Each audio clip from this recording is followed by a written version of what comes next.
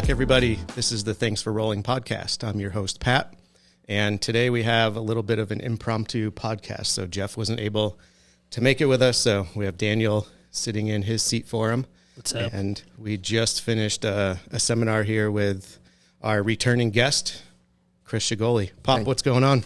Same old, guys. I think you just reminded me it was almost 2 years ago. So yeah, just about. Great to be back.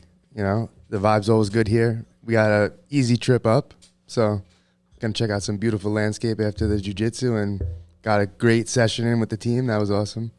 Awesome. We were just looking at the pictures we have up on the wall in the studio here, and they're from when Jeff and I recorded live during the matches at Enigma. I think that was back in November of 21. Yeah, that one was in New Hampshire, right? Right. We drove 4 hours there, competed, and then drove 4 hours back to Long Island the same day. Yeah, I remember when we talked with you and Pat, and we were talking about how you guys were driving straight back because you had class in the morning or something. Yeah, wrestling. Nice. And then shortly after that is when you came for your first seminar here, right before the RCS match with Mason Fowler. Yeah, we did leg lock mechanics, I think. Double outside and stuff like that, yeah.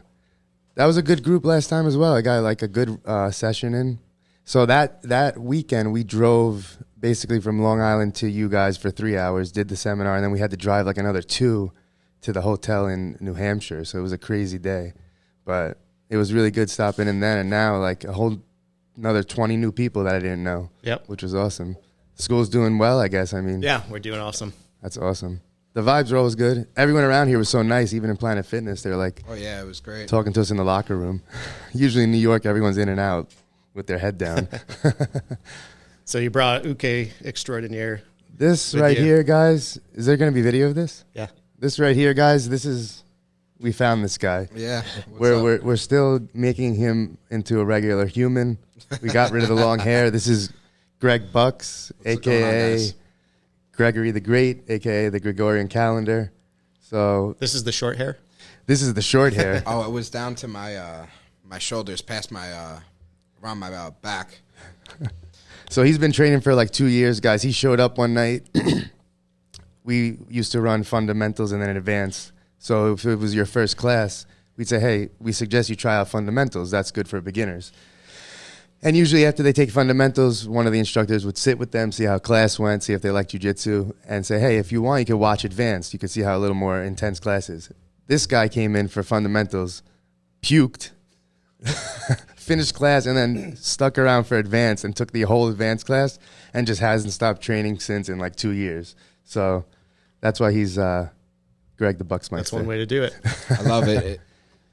It's definitely been beneficial for everything. It's just a great hobby, a great sport to get into. The community is great, and I haven't met anyone in jiu-jitsu where I've had any issues with. Everybody, even my opponents after a match, we're usually talking, being nice, friendly, and it's just a great vibe. If anyone ever watches these podcasts and are thinking about getting into it, definitely take that first step and just find a gym around you and try it out. That first step's the hardest, right? We talk about that a lot. Absolutely. Just getting them in the door, Yeah, people show up in the parking lot. They'll sit in their car and just be like, I'm not going in. Yeah, I've seen people drive away. I'm like, man, this is awkward. Should I text them? Then they'll know I saw them drive away.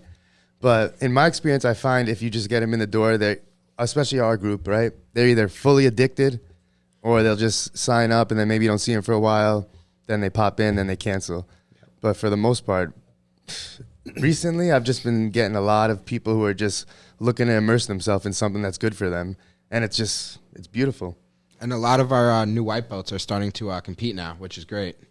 I used to make people wait 6 months. These guys are coming in 2-3 months, training 4 or 5 times a day, going competing. It's crazy. Everyone's just leveling up so quickly. Nice. So, Chris, a lot has changed in your life, your world, since we last talked to you on here. Your son had a big blow up in exposure. Yes, sir. You opened up your school. Why don't you walk us through a little of the big life changes? Yeah, man. So that was a crazy year. We flew out for qualifiers over in HQ. And originally, when Pat was trying to get into the qualifier, Scott said, listen, if you were a black belt, I had to tell you to fly out right now. Unfortunately, like you're still, at that time he was a blue belt. Then some of the 10P guys started getting in his ear, listen, it's not just some teenage blue belt, like this kid is like good. So they said, okay, come out. I said, damn, okay, we're going to the qualifiers. This was a month before EBI, so I said, damn, we're going to LA, then we're going to come back and potentially go to Texas. This is wild. So we fly out to LA, we show up, and typical like 10P event, it's super casual. So some guys are just showing up day of, hopping in the bracket. So things are going, oh, it's an 8-man bracket, now it's a 12-man bracket. Now it's a 16-man bracket with a 4-man wild card to get into the 16, just because guys showed up. So Pat had to be in that qualifier, the 4-man bracket. It had 10P Vegas. What's his name? Derek. I said, shit. I said, Derek's in the qualifier. This is going to be rough, you know? I said, don't let that go to OT, because if he gets to start in the armbar, you're going to be in a dead orchard in like 2 seconds. So he gets the first match. It was another Vegas guy, and the guy entered legs on him, and he grabbed a quick heel hook. And I said, okay, now you're in your groove. Then he got Derek. Crazy match.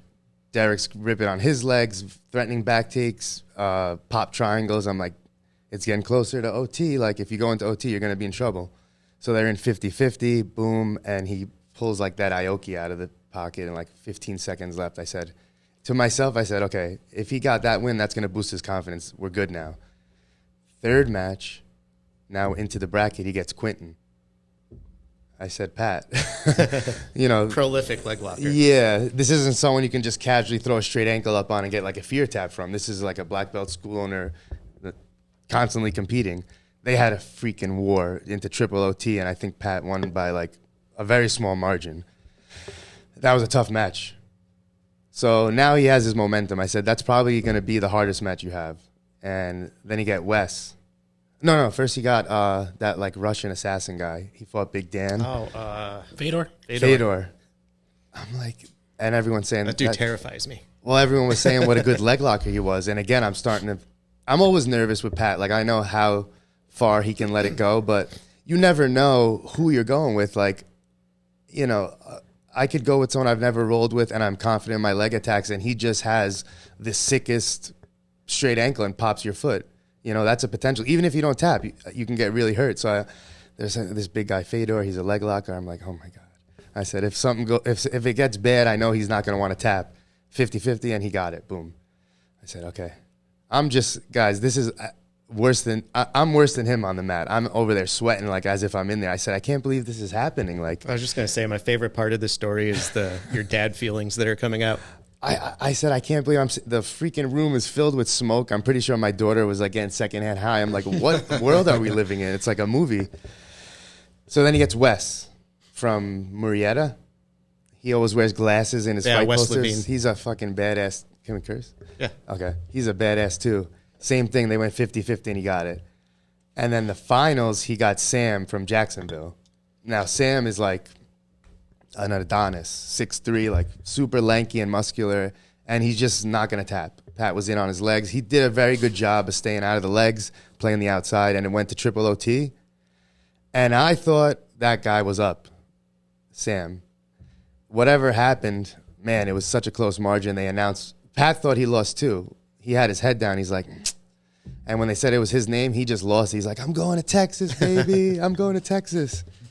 So, like, we're there celebrating that, but at the same time, I'm like, we have to get ready in 4 weeks for EBI. And at that time, it was like Giancarlo was announced, Nicky Rod, and I'm like, this is like a serious thing. We need to get back and get to work. Tyson was in that, right? Lou Griffith was supposed in to that be. one He too. was supposed to be, yeah. And Elder Cruz was supposed to be. I'm like, this is like a crazy bracket. Like, this is no joke. So we went back and kind of just added like our own comp schedule into the schedule. 6 a.m., 10 a.m., like whoever can be there. And we got like the biggest guys we could and said, okay, what would most likely happen here? Put him in north-south, put him in these positions. And just like worked him to the bone. Because he's very lax, right? At the home gym, he's like one of the top dogs. We had to make him put him under pressure. First match, he got a late replacement at EBI, Vieira. And I said, this is like, you know, he's a 4th degree black belt. I said, it's not going to be like a joke. he might not let you get into legs. He might play in a way that you don't even get there. Like, you have to be prepared. It ended up in legs, which was great. And in the beginning, Vieira was doing a good job. Eventually, he started resorting to only hand fighting. So there wasn't any slipping. He was just holding on. And if you guys watch the match, the reason that they kind of like went into this aggressive torsion is because Vieira is pulling back on the hands while Pat's trying to go the other way. So when the grips broke, they both went opposite ways. Vieira went all the way back and Pat went all the way under. And the kneecap went like to the side. They always hate on him for celebrating, but if you guys watch EBI, when that happens and he taps, they start flashing strobes and playing music. Wah, wah, wah, wah. Like, they want you to celebrate. It's on Fight Pass. He started celebrating too early, and Eddie told him, listen, stop. You need to go over and check on him. And he checked on him. The guy had an interview the next day, and he said, I'm good. I went hiking. It must have popped in and out. The internet lost their mind. Lost their mind. And you know what the issue was? Fight Pass posted it, not EBI. So it was all the MMA guys who don't know like the mechanics of jiu-jitsu. Like, oh, I would fuck that kid up. He's fat and all that. It's like, it was going on forever. He went from probably 3,000 or 4,000 followers to like 16 over 2 days. And I tried to keep up with the comments. It's almost impossible. You'll drive yourself crazy. Yeah. It was insane. I couldn't believe it. And then he had a match with Porifio, which was just like a wrestling battle, which no one expected, and lost in triple OT. But we spent the night there watching. Roberto Jimenez was in the crowd just chilling. It was one of the coolest experiences ever, yeah. That was a good tournament. It was an awesome tournament, too. It started raining, and it was outdoors. Yeah, I mean, where my feelings always come back to on that when people ask, I'm like, you don't hear the opponent complaining. Right. So why is everybody else? Right. You're getting mad on his behalf when he's fine. If there's anyone to be mad, it would be him. that guy, right? Right. I mean, listen, there's ways that you can leg lock and give a lot of time for them to tap. But almost 9 times out of 10, they're going to use that to their advantage to escape. So if you give them a little leeway, they're going to take it. When there's, competition and especially with money on the line, you can't afford to give them that leeway. It's like if you loosen up on the choke so you don't put them to sleep. They're going to say, oh, I wasn't going to tap. I wasn't going to go to sleep. Yeah. So I'm trying to get my timing correct. Was that before or after you opened your school? No, that was before. Okay. Yeah. So then we fly back and, now he's doing these instructionals, collabs. VHTS sponsored him.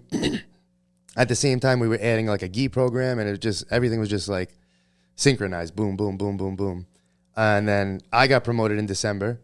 So that just opened up the opportunity to do what I originally wanted to do, which was open a school. And you got to put it out there, right? So I started looking for places. You guys know, like rent. Listen, I opened my school probably at the worst time. Inflation was crazy. I'm like, all I want to do is get like 10 students to cover the first few months of rent. I could do like some door dashing and privates and stuff like that. I got like 38 or 39 people on the first day of the presale. And by the time I opened, I had like 53. I'm like, I can't even believe this is happening. And then my friend Mike West, who kind of helped me put the mats down and get the gym set up, he always makes fun of me. He's like, oh, I hope I get at least 10 people. Because I would just tell him, I just need 10. Like, I just need $100 from each of them, and then I could pay the rent, and then I'll figure out my bills as long as I'm teaching. And he's like, oh, I hope I get 10, 53. And I'm like, all right. The more you put out there, the more you get back, and you got to just stay with that momentum. And right now, I just get to do jiu-jitsu, travel. Now the goal's 300. The goal, 100 first. Oh, damn, 300. Yeah. Woo. 300, maybe across 3 different schools, because over the next 5 years, I'll have a few brown belts, black belts, expand on the island, or keep Long Island as home base and travel, do seminars. Pat's got offered to do a seminar in Mexico at the Colonia, where the Vertulo brothers in the Wild did.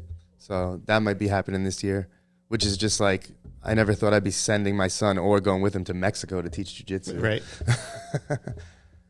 Nice. So we threw this seminar together on a couple of weeks' notice, right? So we put together a team. We got an invite to this Connors Invitational Quintet. It's kind of co-promoted, put on by Christos and Enigma. So we put together a team for it. Had a couple of people that had to drop, so we were looking for some replacements. So I put a message out or an Instagram post out, and you were one of the first people that commented on it. So grabbed you on the team and then set up this seminar. This will come out after all this has already gone down, but today's Saturday, so we had the seminar today, and we're competing tomorrow night in the quintet. And there were supposed to be 16 teams was the idea. They ended up with 8 teams, but they got some solid teams. They got it's split like half and half. Like half of it's real homogenous local teams, and then the other half are just conglomerates of a bunch of good guys, superstars, that came together. Yeah. And the matchups just came out today. We're matched up with 617 BJJ. I forget exactly where they're out of, but Boston area, obviously, fronted by Hugo Marquez and a lineup of other IBJJF world champs, MMA fighters, some solid dudes. So I'm looking forward to it. Yeah, I'm excited. It's going to be fun. When they first told me about it, I was thinking a quintet with 16 teams would be, it's almost like a kumite. That's so many matches. You're just fighting all day long. So even 8 is going to be a lot. But I love that format. I did at the second Sogi I did a team quintet. I don't know if you guys remember. Quinton went on the team with Black Hole and took out like everyone. And Cacho, who's on this quintet, was actually at that one. He made a team as well. So I always thought it was cool when your guys are in and your team is like on the sidelines cheering you on and ready to like hop in next. It's just a cool thing. And then it's fun. Yeah. It's fun. And then Sakuraba started doing it. And the 10P had a team. It's like it's especially as a affiliate, that's a perfect thing to make a team, because you can take from all different affiliations and make like super teams, always and all repping like the same mothership. So tomorrow's gonna be awesome. It's gonna be a blast. Yeah, if nothing else, I mean, it's just an evening of good jiu-jitsu. Good jiu-jitsu, yeah. And we get to play a part in it. And you get to see matchups that you wouldn't generally see when people stay in regular weight divisions, because in the quintet, it could be a 205 versus a 135 that you'd only ever see in like an absolute. Right.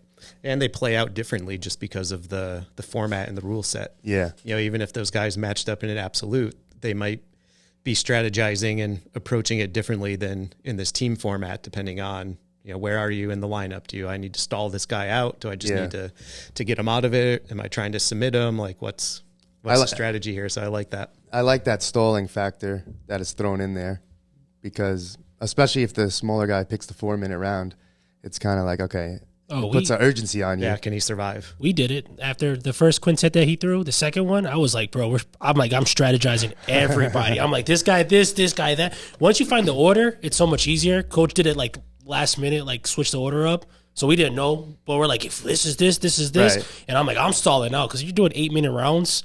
By the time you get to a third person, you're like, oh man, this is exhausting. I'm like, and I like, there was a big wrestler after my match. Oh. I'm not going to get. I'm gonna stall with this guy. This guy's good. This guy's good. They're like, they don't get up. I'm like, no. They got one more guy. We got 2 more guys, and our best guys in the end. No, we're fine. But it's a lot of strategy. Yeah. We actually got stalled out.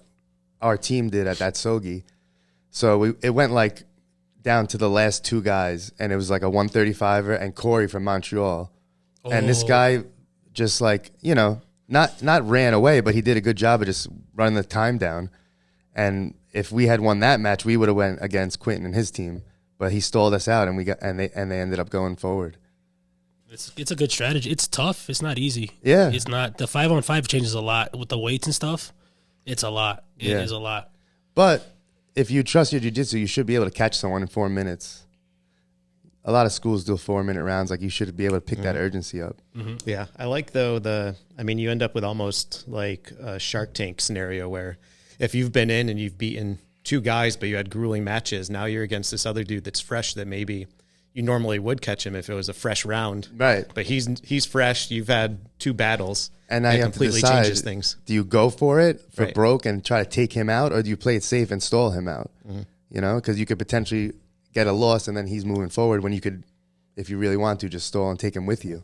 Or if he's good and you know you got a good guy after you, I just try to get him as tired as possible because my guy's gonna come up and sweep him right up. That's I just gotta you just gotta go at him. Just go at him. He catches me, just go at him. Yeah. Because I got 2 guys behind me that fresh. Like, okay, all right, we're good.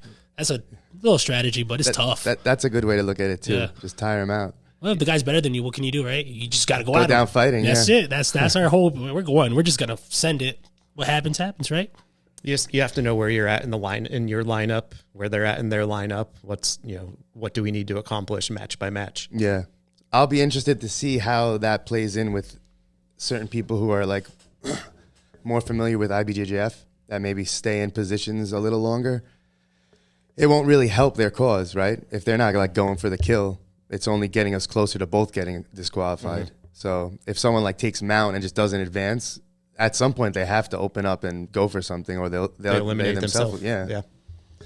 The psychology changes too, because coach was talking about doing the lineup this time, and the first time we had one of our best guys go second in the finals, and when he got tapped, the whole team was like, oh, you know.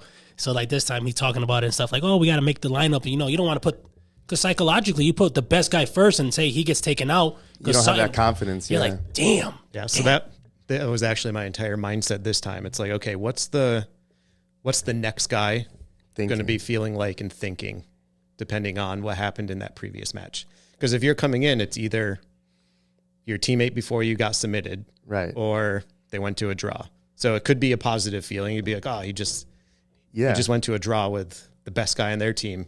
We're doing good. But if he gets tapped, it's like that. It's like, oh shit, if he got tapped and I think he's better than me, what am I going to do? I didn't think of it in that way. That happened to us the first quintet. What? I had to go after our best guy got tapped. I'm over like, oh shit. Me. And I'm looking at it like, oh, that's me. I'm next. I'm me. Oh, fuck. It just go. I'm like, okay, hopefully he's tired. He's smaller than me. But yeah, that was like that's huge. It was huge. Our whole team was like. It kind of makes sense when I watched that quintet with the Bulls, the B team Bulls. Mm-hmm. When Nicky Rod got knocked out, even for me, I was surprised. I'm like, wait. So how's this going to look if he gets knocked out? There's not anyone that much better coming after him. Did you watch the documentary on it? Yeah. They were talking about how like they like were like, damn. Like, you could tell, yeah, they were pissed. Like if you're J-Rod and you see your brother get knocked out, you're like, oh shit.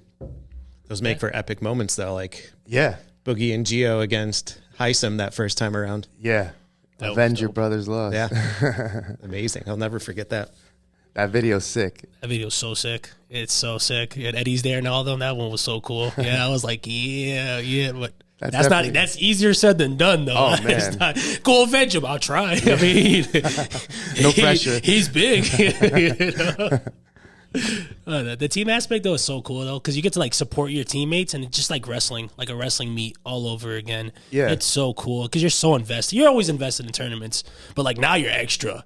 You know? Like, our last one, we did, what, 8 teams? We only ended up with 6 in the last one.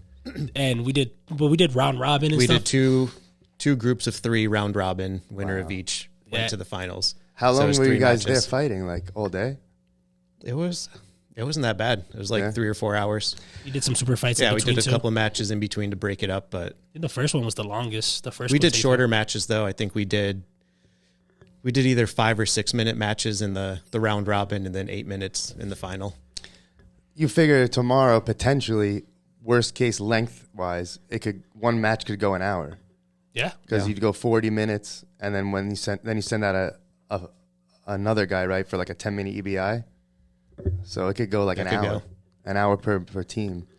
Yeah. Hopefully it doesn't, but yeah. And, Christos runs a solid show. It's really important in these things is the wasted time in between matches. Yeah. Like you just got to keep that shit rolling. Yeah, definitely. So if it's the last guy, if it's both teams and it's their last guy and nobody gets subbed, it goes to an EBI overtime? It's an EBI overtime, but I get to pick who from your team goes and you pick who from my team goes. Man. Oh, that's sick. So you get to like strategize and be like, who do I think is their worst guy or who's the most tired and who's the weakest in overtime? And I mean, I don't know enough about any of these guys to know that. So like, we'd have to decide on the moment from what we've seen. Right. If you saw someone that took everyone's back. Right. We don't want him. Yeah. Stay away. So like, that's I think it was the first Finishers Survivor Series when Zach had the walk-off retirement win. it was that scenario. The other team picked him, And that started an OT. and then his team picked the other guy, and that was the OT. And I think Zach went. He had the back and went to the arm triangle and finished it. Oh yeah. Now he's back, right? He's He's competing. competing today, I think, right? Yeah. Do you know who? Um, I just saw it said coming out of retirement. The call was made. I'm like, wow, he's fighting again. I forget the promotion, but I looked at the bracket real quick. There Oh, was it's a bracket. Yeah, there are a couple of good guys in there. Nice. That's Few Will Hunt. Yeah, Frank Rosenthal's in the other side of that Nice. bracket. Wow. Those two have a long history. It's like an old school finishers bracket. Yeah. That's tough. A lot of jiu-jitsu competitors. You stopped competing, correct? Originally, I was going to stop competing. I was like, wanted to focus on the school. But man, when new guys come and they're competing, I'm just like, all right, well, I'm going to be there all day. I might as well compete with you guys. And they love it.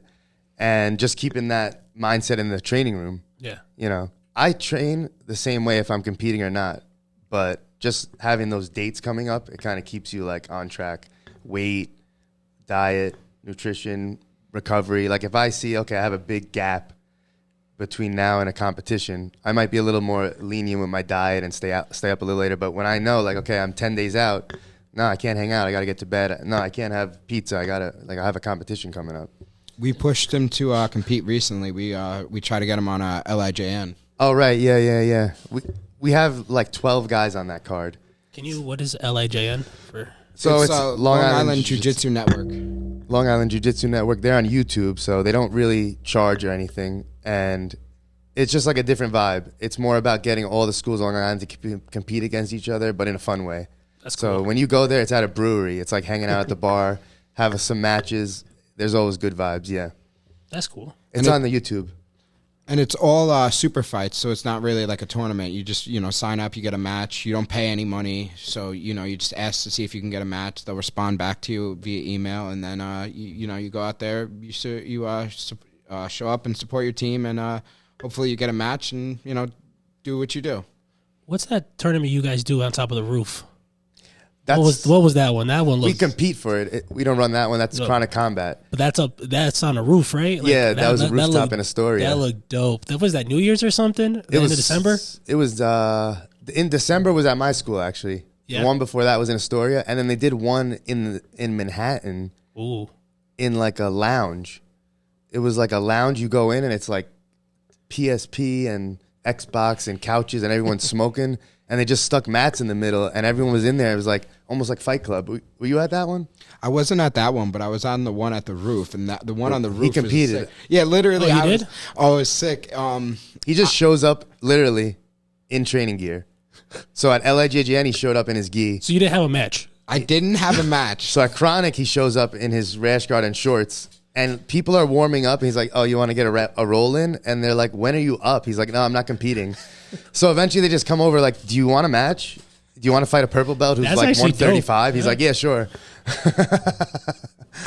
It was a great experience. When I saw the mats and how the everything was set up on the roof, I was like, oh, I'd love to get a match here. And then I was just rolling, having a good time with my buddies. We were going back and forth. I was passing his guard, he was sweeping me, vice versa, just constantly going back and keeping a good pressure. And then one of the promoters literally came over and was like, when's this guy up? He's just been rolling this whole time. And then he asks Chris.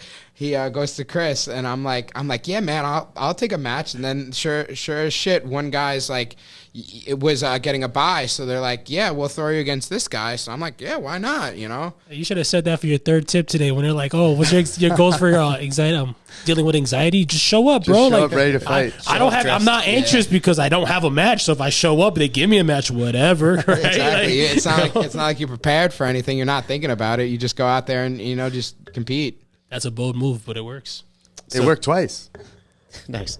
So, Chris, I want to bring you back to competition prep. There was a question after the seminar Q&A that kind of spurred this conversation on kind of competition nerves, competition prep, mindset, all that stuff. And you had a really good discussion about it. I'd like to try to duplicate that on here. Yeah, if we can. sure. Are we talking about like the visualization? Yeah. All of it, yeah. So there's a few things that I've taken from certain people.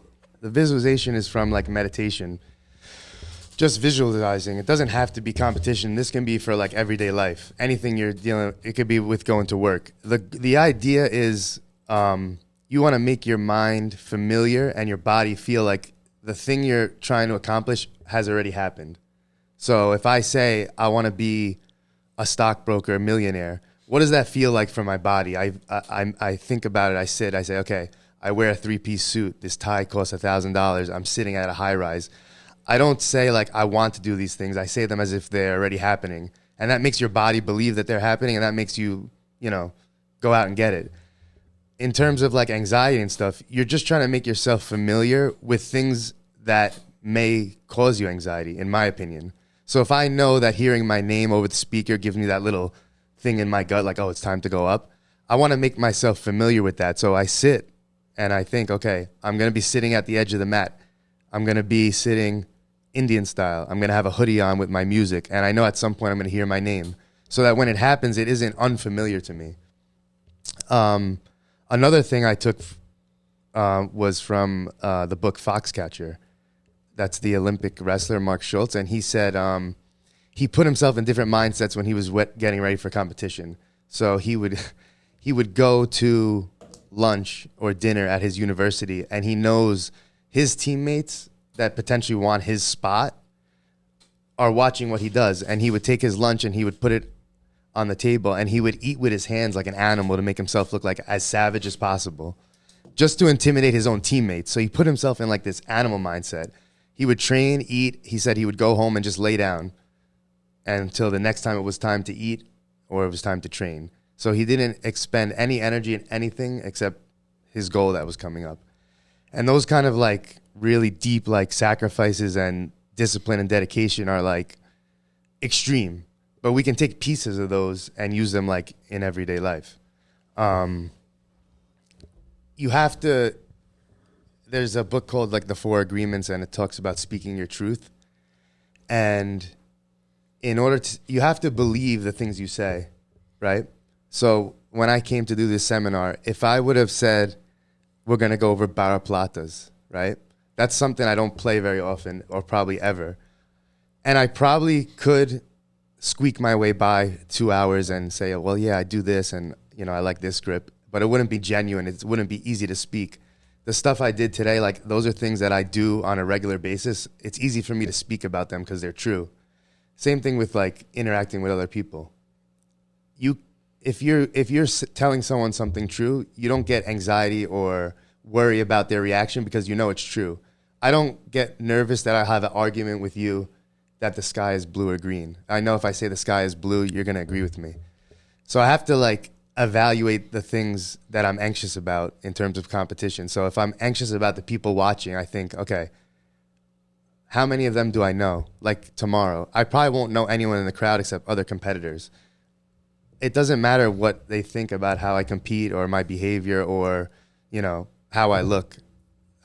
They're nobody to me. Now, if it was a room full of all family members, maybe those would be valid concerns. Okay, I want to make sure I represent myself well in front of my family. I want to behave well. I want to look good for my kids, like stuff like that. And then I think about, okay, how many people in my circle care how I did in the competition? So when I go to compete, let's say it's on a Sunday, on Monday morning, who's actually going to care how I did? Out of all the people in my life, let's say I know 1,000 people, 60 of them are my students. They're going to ask me. The majority of people don't even know what jiu-jitsu is. They're just going to be like, oh, you had that tournament, right? Like karate hands. How did it go? And the more you think about how little these things matter, the easier it is to compete. I don't want to say like, oh, now that I'm a black belt, but when I was like purple brown, it was even easier to compete. I'm like, oh, I'll just go fight a black belt, and what's the worst that can happen? I lose to a black belt, or I beat a black belt. Either way, it's kind of like good for me. When I do all these gi matches, it's like, okay, if someone beats me in gi, all right, I just started doing gi. Like, I barely know any different grips and passing. I'm just trying to have fun, So that's how I alleviate my anxiety for competition, and just doing it frequently like anything else. And out of those, 60 people that do have a valid interest in how you competed, none of them are going to value your self-worth on the result of it. Exactly. It's crazy because I was doing a competition prep, so I had to cut weight. And I say this because this student got inspired just by the weight cut. He didn't care about the match. He was like, you know, I see that you came in the morning to do wrestling, you're trying to cut weight, you're sweating. He's like, you're dedicating yourself to doing this. He's like, that's some Goggins shit. And I was like, everything that you do leading up to the competition can also help inspire like other people. So if you just, like I said, if you just say what's true, you don't have to worry. And if you just do the right thing, you don't have to worry. Like I'm never going to my student will never walk into me at Taco Bell during like a fight camp. I'm always going to be like, okay, and we have like a group that we held each other accountable with meals and stuff. We'll post our meals in there. Like there's more of a value to the thing you're doing, especially the lead up, than the win or the loss, like you said. So that's a really good point. For sure. I remember it was years ago. BMAC had a video kind of talking about this, and he was telling a story.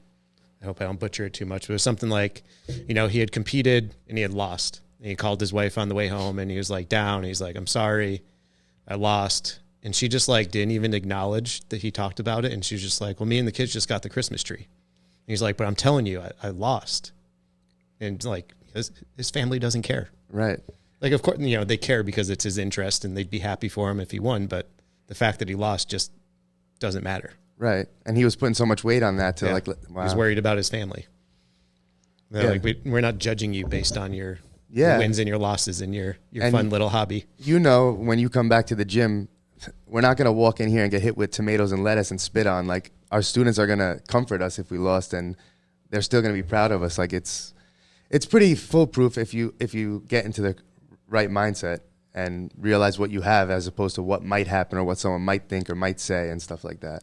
Yeah. And the other part of what you had talked about earlier was the amount of time you spend putting yourself in bad positions. So that way, when that does happen in a match, that you're not flustered. This isn't, you know, no one's mounted me in 2 years. This is crazy. I don't know what to do. Yeah. You spend the time there. Yeah. And I noticed this in like IBJJF matches when guys would go into matches and the announcers would say, man, it's been like 7 years since he ever had his half guard passed.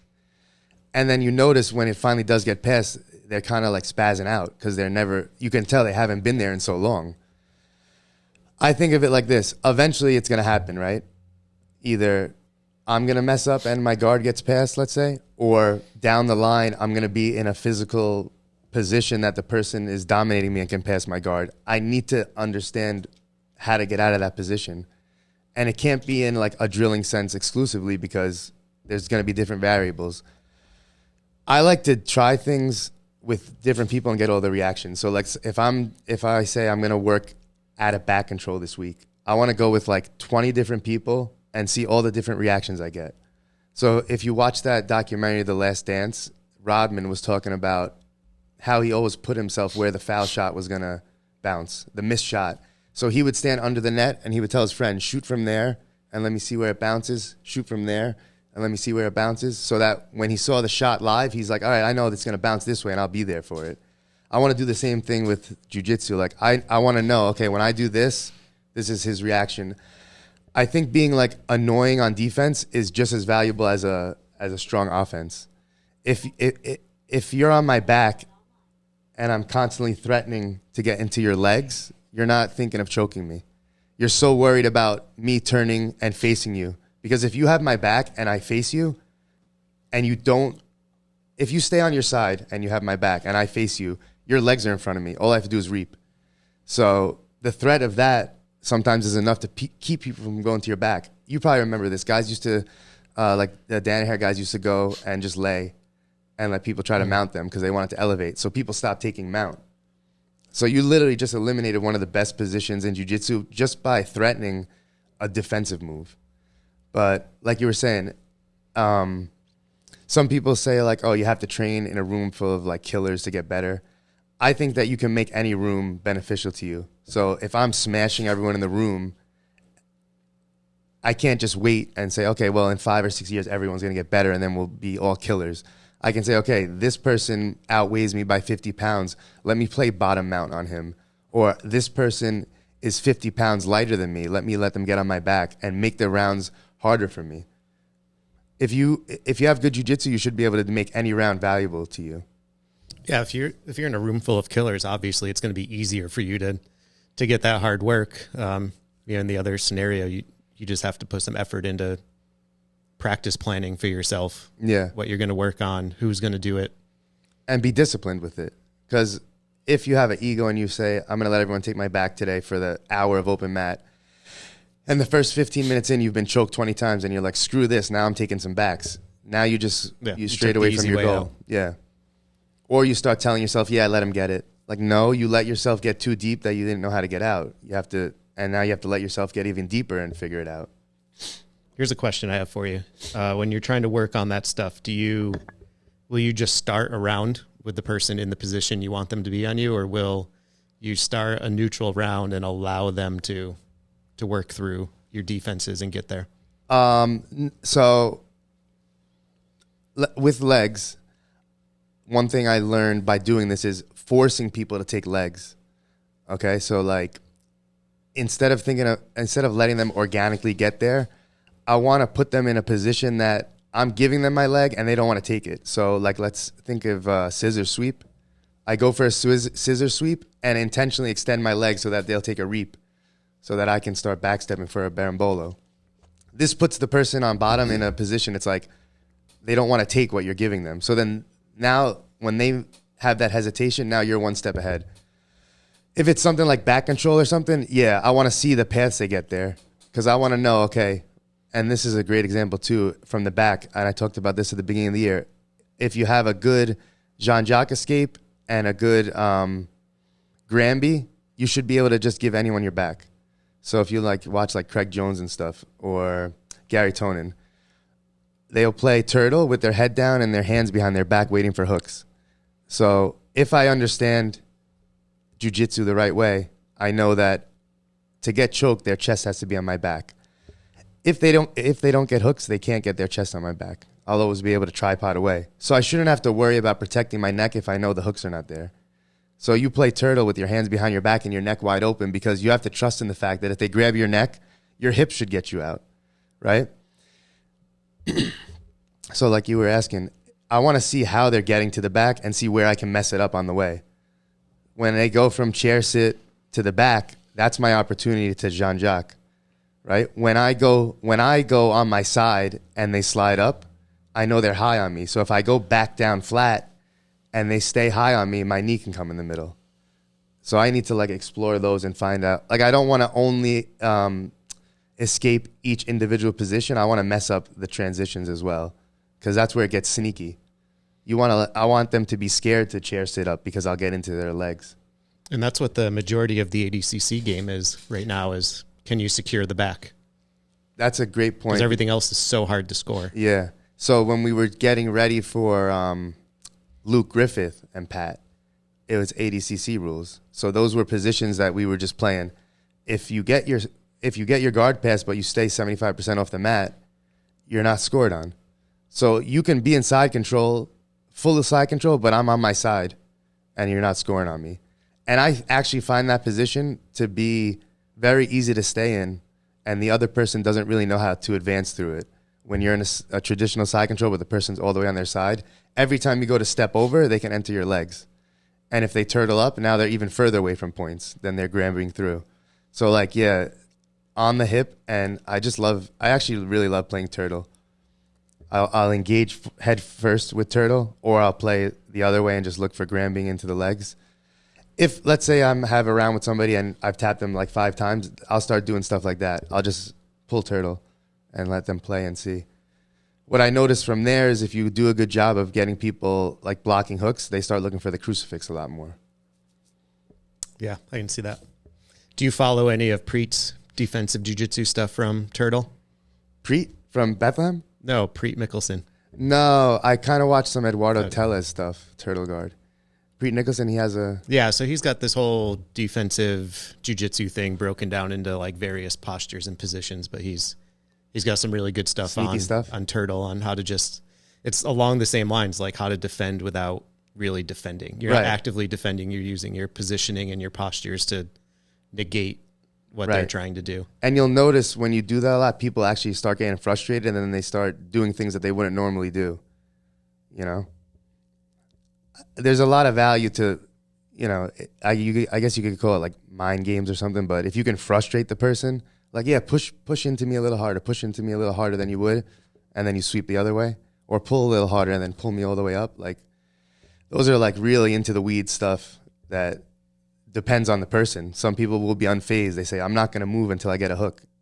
And some people say, no, I'm going to cross face hard, or like rub my hand under their nose to get their neck up. And they'll start doing things like a little more aggressive than they're used to. And then maybe that will open an underhook. But like you asked, you have to evaluate all those somehow. You don't want to get caught with one that, you don't want to be lax and then get caught with like something you're not familiar with. You want to be ready to address like whatever they throw at you.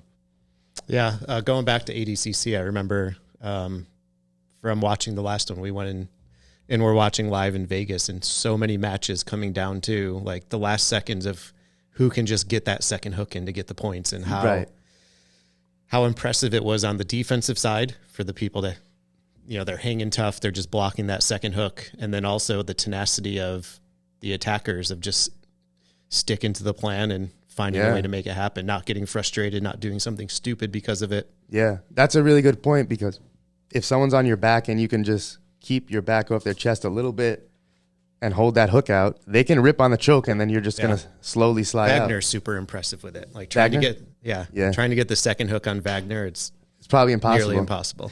What was it? Pato and Ethan, he took his back, and the entire time he was kind of like teed off, so he never got points for it. He had a body lock. Cisneros? Was it his first round? Was it Cisneros? He only went against Cisneros in ADCC. Okay, when he was standing, right? Yeah, Josh. Yeah, Josh, and he had the crowbar the whole time. I think everyone thought Josh was going to. I think everyone had Ethan winning, and Josh had the upset. I think Josh went against Pato after that. Yeah. Oh, yeah. There was bangers. So many good matches. So too many. How do you watch it all? There's too many. Here's a fun topic for discussion that's been on the table lately: the guard puller versus wrestler situation. I'll always look at it like this: if we're both starting standing, I'm taking a disadvantage by pulling guard, right? So it's on you to engage. I've already like conceded something. It's like if I went to turtle, it could be the same thing. I could in ADCC, if I shoot and wait 3 seconds, I can play from turtle and not have points on me. This is my idea about it. I think the people who have a problem with guard pulling, they would prefer to be able to shoot into a pass. We all would. That's not how it works, though. And something that Eddie talked about at the seminar in NYC, he said, what would you rather do? Pass from scratch, right? Like me stand and you're on your back. Let's say you're super athletic. Even if I pass, I try to grab you, frame, you regard, now I'm back to square, and I'm wasting all this energy. Or I can pull guard, and this is a great thing about all like the 10P clinching systems, like lockdown and old school. I'm going to have a clinch from bottom so that when I do sweep you and get on top, there is no more scramble. To me, it makes sense. And he said, why do you think in the IBJJF they're always rushing to see who can pull guard first? Because they know it's like a dominant position. If you have an issue passing people's legs when they're on their back, that's your problem. The remedy isn't taking them down. You have to address why you, like what happens if you take them down and you aren't connected and he doesn't get up, he stays on his back. You have to figure out a way to get past that obstacle. It's apparently an obstacle that wrestlers and MMA guys struggle with. But to me, if you pull guard on me, I'll never be one of those guys to be like, no, get up. It's like, okay, if you pull guard on me, I need to engage quick because you're initiating. You're saying let's get going. Who's going to get their connections first? Yeah. Yeah. I mean, this is probably the wrong crowd because I know we're probably all going to agree be on one side of it, but I'd rather watch good jiu-jitsu if somebody wants to pull guard than two jiu-jitsu guys that can't wrestle, try to wrestle the whole time. I'm like, nah, just somebody sit down. Like that get down rule in EBI, that's dope. Yeah. Somebody's got to get down. Get down. Like, you know what I mean? Because guys stall the most wrestling. If they don't wrestle, it's so hard to take them down. They don't want to be taken down, as opposed to if they're actually trying to wrestle, it's so much easier. That's another thing too. you'll try to, and I've seen this like kind of like with Ben Eddy. That last match he had, he was even wrestling. He was trying to wrestle and get an overhook, and the guy wouldn't even wrestle him because he knew that if he got the overhook, he would jump for a rubber guard. So it's like, okay, now the guard puller is actually standing, and you're not even initiating with him because you're scared of how you're going to get down to the ground. So then you should just do a wrestling tournament. They should do like freestyle. You get pushed out of bounds, you lose a point. Those guys will stop walking the line. Like, they'll have to engage. If not, they're gonna get, like if he's attacking and trying to get you to close guard and you don't want to wrestle him, I should be rewarded for that at least because I'm trying to do something and he's not trying to do something. Stall. And then all of a sudden I mess up. He gets on top, almost passes, and then all of a sudden he's, oh yeah. And I'm like, come on, man, what are we doing here? Did we come to dance or did we come to grapple? Right? That's why I like Nicky Rod, what he said to Owen Lively, and I love Owen Lively too. But Nicky's Rod like, yo, we came to grapple. Let's grapple. Yeah. And I'm like, man, I like that guy. You know what I'm saying? Because this is the truth. Like, he didn't come, well, I don't even know how long it is to Japan, but 13 hours at least. At least. To the gate and not wrestle. Nah, bro, just go out there. Whatever happens, whatever is going to happen, you know? Especially after the feeling out period. It's like, all right, I understand you want to stand. If it's a 10-minute round, if you've been standing for 2 minutes and there's not even close to being any engagement, like, just pull already. I seen that a lot of people are saying that guard pulling is making the sport less fun or less entertaining. But I've seen a lot of matches where people will pull guard, and it's an insanely inciting matches where people gets in on legs and start going for heel hooks. I feel the issue is there's matches where both people are at a stalemate and there isn't a lot of engagement. I feel that's when you'll watch matches and be like, come on, let's see a risk, let's see like a shot taken, or let's see the person who does pull guard try to engage with that person. Yeah, but if the top person is not trying to get engaged, it's very hard for the bottom person. Like he said, I made the first move, bro. Come into my guard. From here, I'm winning. I can submit you. I can sweep you. The only thing you can do is get up and pass. So if you're not doing that, we're going to be looking at each other the whole time. And it's like, when you're tired too, I'm not wrestling when I'm tired. I'm not going to shoot with a minute left when I'm dirt tired. That's the word. Man, I'll sit down and look at my close guard. Let's stay connected. I'm going to try to attack a leg or something. You know what I mean? But if the guy's just 100% staying like this, what am I supposed to do? Or even worse, they play with their hips back and start mushing the face and going on their armpits or the bicep. And I'm like, right. Okay. So now the person's seated, you mush them in the face and they play supine and you still won't engage. Now you went from standing to seated to laying on their back and you still won't engage. I love that video of, it keeps making its rounds recently, the Uriah Faber and Nicky Ryan match from years ago. I didn't realize how rough that one was. He beat him. Uriah's sitting there shoving. And he was like 15 then. Damn. Those Bryan brothers, though, they could take a beating because they just like... Yeah, Cyborg got DQ'd doing it to Gordon. Mm-hmm. Gordon's just like, come on, man, stop it. Come on, stop it. Like, savages, dude. Uriah beat him up. He beat Nicky up. Yeah. But he didn't do nothing. No. Didn't do it. If the hips don't go forward, you're not trying to pass. All right, so then, like, who do you blame? The guard players playing jiu-jitsu. That's how you play jiu-jitsu. Well, the one with Uriah, one really good thing for that is hip heisting. If you see, like, Gordon did that with Buchecha. So if they at least go to their knees, then I think it's a little more on you to get the clinch. Yeah. Right? Like, so if you play, like, that hip heist, come up, go down, come up, go down. A lot of guys are trying to get into that now, too, because you have to now. They're just staying too far back, or they're just in that weird range. Just snap them down, try to come up. Okay, now they're going to not push. Now I can try to hit their legs. But you have to have the threat of being able to come up. You have to at least make them respect it. Yeah. Threaten the front headlock. Because eventually that'll get them to push back in, then you can elevate. That's so underlooked, huh? The front headlock.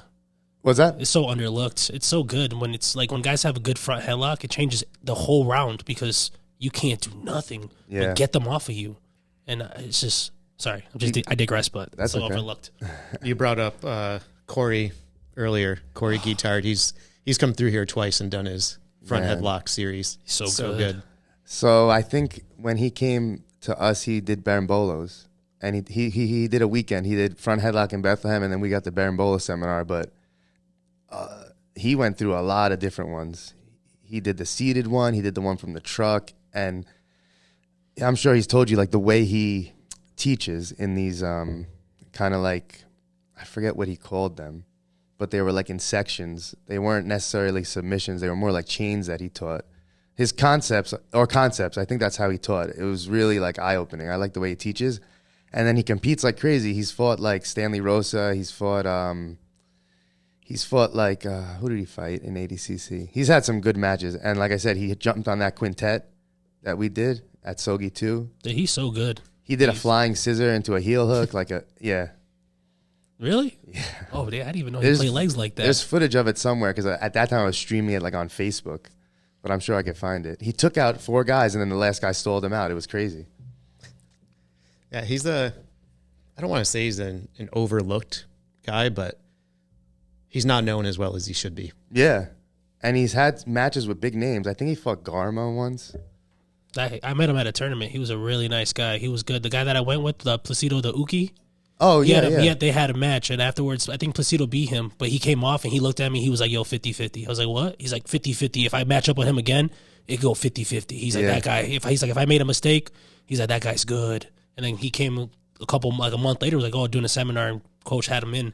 I was like, damn, this guy's good. Yeah. Yeah, he was really nice, too. And he's got a good crew that goes with him and compete, like high-level guys.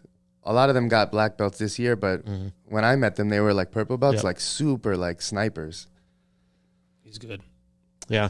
Shout out to Corey Guitard, 10th Planet, Calgary now. Yeah. Now he's in like the middle. We used to be so close. Now he's like in the middle of Canada. Yeah, he's way out there. Is that where Kent Peters is? Like, right? No, Kent is way up on the tip of Nova Scotia. Shh. Canada's so big. Like as far north as you can go from here. Wow. Jesus. Yeah, that dude's way out there. All right, one more controversial topic for the day before we wrap it up. Wrestling out of bounds at ADCC. I love this one. Yeah, I don't think it's so controversial. Like, there's never going to be enough mat space. It's like all the Sogis I've done, we've done different sizes. We've done up to the wall. We've done up to the crowd. Did you do an elevated platform? You know, Men of War, they do that. I see some places doing that. Yeah, when I fought Alec Hubin, I shot a double off the elevated. It's so stressful. Yeah, the ref needs to be like more, you know. Yeah. The 2 Radius Invitationals we did the theater in Fairfield, and it was too small of an elevated stage, and I was reffing, and I was just so stressed the entire time. You couldn't really like focus on the match. Yeah, and we had people all the way around the edge to try to stop them, but like I'm so worried someone's going to get wrestled off. I'm going to get knocked off. The restarts when they're like on the edge, there's no. Yeah. I don't like the elevated stage. Nah. But in terms of out of bounds, what's the alternative? If we say, hey, if you go out of bounds, it's a reset, everyone's going to just play the outside, and if you grab a neck or you grab a leg, they just go out of bounds and I'm giving you a point. Like freestyle wrestling. If I push you out, or I shoot and you go out, that's a point. Yeah. Like, it's a point. So then guys right back to the middle, like, okay. I think also it depends on the position. Some of them are easy to reset, you know? But if it's a static or like a moving position, why would you stop it and try to reset it? The defender's already like moving in a certain way, and the attacker's like moving in a certain way. Gluing them like from scratch again, it doesn't represent what was happening there. And everybody cheats. Everyone cheats. My hand was right. My hand, come on, my hand. Yeah. I was clapped like this, and you're like, dude, you were like this. Remember the stoner sweep at Metamoris when he wouldn't reset? Yeah. And they pulled up the video? And even then, he was like... So what's the controversy? People are saying it's dangerous? Or? I'm personally not a big fan of how far they let it go sometimes, but at the same time, I'll admit I don't know. I don't have a better solution. I do see a lot that I think could be reset pretty easily, and I think they're letting them go just for the highlights of letting them go. Yeah. Then you got this random blue belt getting suplexed by guys like Cody Steele. I was going to say, the one video with Cody Steele out of bounds, and then you see Zach in the back, you're like, oh. Well, my mom was walking by when that video started. She's like, oh, you got this jiu-jitsu thing on. And all of a sudden, Cody started suplexing. She came back. She was like, that was cool. I was like, oh, this is why they want this, Mom. You're proving their point. I mean, at the end of the day, you know, my feelings are the same as like the controversy with Pat's heel hook at EBI. Like, if the competitors don't have a problem with it, they're not the ones complaining about it, then there's no controversy. As long as it doesn't start being used as a tool, right? Like you definitely don't want to see guys walking down an opponent to the edge and then try to blast them onto the concrete. you know? As long as they're not utilizing it like that, if it organically goes out of bounds and it's a great position and it's safe, I guess I would say let it go. If you're on someone's back and not even close to getting the choke and you could just say, hey guys, reset same position, then do that. Yeah, and maybe this is the other part of it is, you know, there's all these ADCC Opens now, so they have to keep training and bringing in more and more newer refs. Yeah. So, you know, a lot of these we're seeing, it's not the top tier ADCC refs like you'll see at Worlds. Yeah, that's a good point too. They're all over the country now. But yeah, I just feel like a lot of what we see, it could be reset pretty fairly. And then also looking at the closest sport is wrestling, and wrestling's got it figured out. They stay in the center. Yep. I guess it's us. Yeah, and if you don't stay in the center, you get hit with a stall call. So it's almost similar to what you suggested. Right. If you keep backing your heels up to the line, I mean, that goes on 2 times, you're getting hit with a stall. Okay. And you get a warning, then you get a point, you get another point, then it's 2 points, then it's a DQ. Like it's. See, I think some rule sets fear that. Like IBJJF, they don't care. They had that Grand Prix and they had a double DQ. And in my head, I was like, damn, if I was the promoter, I wouldn't want a double DQ in my bracket. But they're like, no, that's the rules. You guys are both out. And I feel like if you put any kind of like DQ rule at ADCC, imagine you have like an absolute division and it's Gordon versus Nikki and they get a double DQ. The fans would be like, no, let them fight. Like, you have to look at are you more focused on the views and the entertainment or the integrity of the rule set? Right. Yeah. And I think wrestling is they're 100% on the integrity side of it. They don't care if nobody watches wrestling. Yeah. But it's working because they're scrapping, right? Yeah. Freestyle, they have like a shot clock. If you don't score and if you don't do anything, you get hit with stalls. They give you a 30-second shot clock. You have to shoot and score in that 30 seconds or you lose a point. Really? Yeah. It has to be a shot. Aika does. Yeah, it has to be a shot. Yeah, it has to a shot, or you have to do something where you score. I don't know 100% of the rule, but I believe it's off of a shot. You got 30 seconds because they want you to wrestle. Like they ain't playing the game. We here to wrestle. You got to wrestle, boy. Get in there. Yeah, it's tough. If you're tired, there's no waiting it out until the period's over, the match is over. Like they'll force you to go forward. Nice. Hey, like if it works. Yeah. That's the benefit of jiu-jitsu. You get tired, you could just sit. Yeah, I guess you got these young kids now that don't stop moving. You're like, oh my lord. I like. All right, well, we've just put in an hour before we wrap this up. Chris, you want to give plugs for your school and all that stuff? Sure. We're on Instagram at Tempe East Long Island, and then you can follow my son's account, Adult Slayer Tempe ELI, and give us a follow. And I have a new page called Bushido Brotherhood. It's for like a men's support group for basically jiu-jitsu athletes that are dealing with any kind of like mental trauma, but eventually it's going to grow into the regular community. But right now we're trying to like build a community within jiu-jitsu just to bring some exposure to that, men's mental health and stuff like that. Awesome. Thanks for joining us, guys. Thank you. It was a pleasure having us.